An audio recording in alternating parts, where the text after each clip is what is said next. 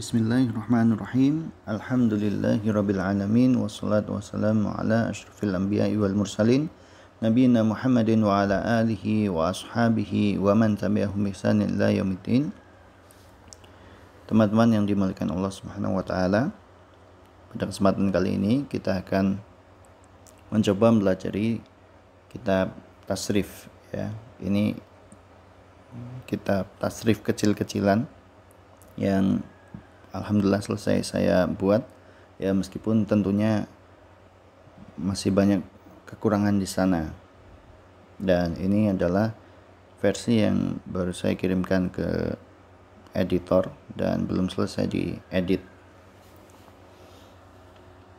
Baik, kitab ini saya namai tasrif mujaz gitu.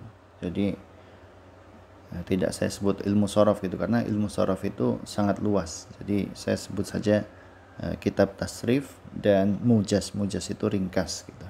Harapannya buku ini bisa mengajarkan teori tasrif kepada Anda secara ringkas gitu. Ya, pertama kita perlu tahu kenapa sih kita kok belajar ilmu tasrif.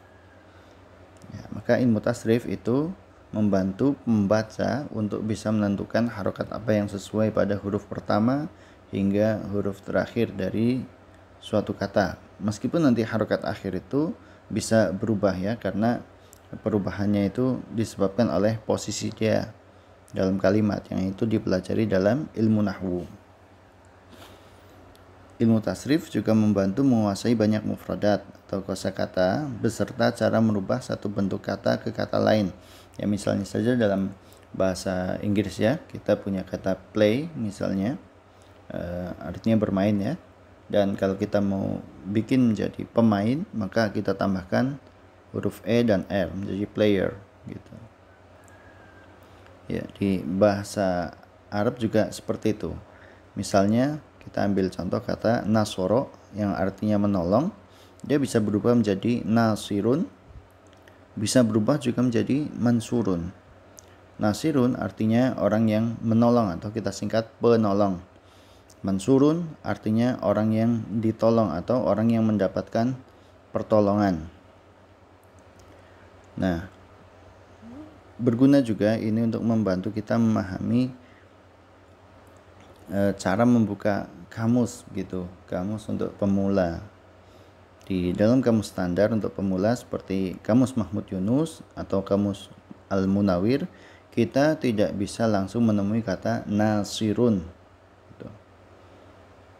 Tapi kita harus cari akar katanya, yaitu dari nasirun itu kita harus tahu akar katanya adalah nun, sod, dan ro. Maka kita caranya nun, sod, ro. Ya. Nah, penambahan huruf dan tasdid juga berpengaruh kepada perubahan makna. Nah, hal ini dipelajari dalam ilmu tasrif juga. Misalnya nasoro itu menolong, tapi kalau kita tambahkan tasdid di huruf sodnya maka menjadi nasoro, mengkristenkan. Nah, kita mungkin dengar hadis itu ya, fa abawahu yuhawidanihi au yunassiranihi, maka kedua orang tuanya lah yang membuat dia menjadi Yahudi atau Nasrani. Yunassiranihi dari kata itu nasoro yunassiru.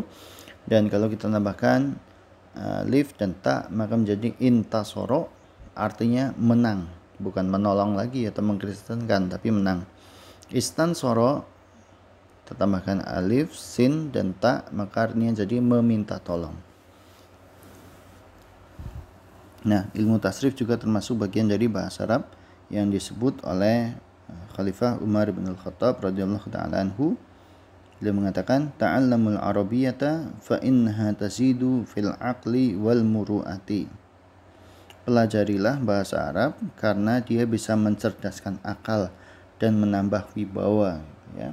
Semakin kita sering main dengan tasrif dan nahwu gitu, maka otak kita itu akan makin cerdas kalau dipelajari dengan cara yang benar. Kalau dipelajari dengan cara yang kurang tepat ya mungkin belajar shorof dan nahwu itu hanya bikin pusing saja. Makanya sebagian orang itu melarikan diri dari nahwu dan sorof. Dia berkata, belajar bahasa Arab tuh ya harusnya seperti belajar bahasa Inggris, langsung aja mulai percakapan dan lain sebagainya.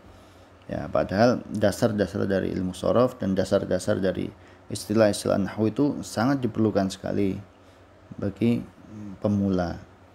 Akan lebih cepat nanti belajar bahasa Arabnya. Begitu yang kami rasakan. Barakallahu fikum. Jika ada yang kurang jelas nanti bisa ditanyakan di komentar, atau yang punya nomor saya bisa langsung hubungi nomor saya. Dan kalau ada yang mau dikritik silakan dikritik kalau ada yang keliru, tapi mohon sampaikan dengan cara yang sopan ya, agar kami mudah menerimanya. Jazakumullahu khairan.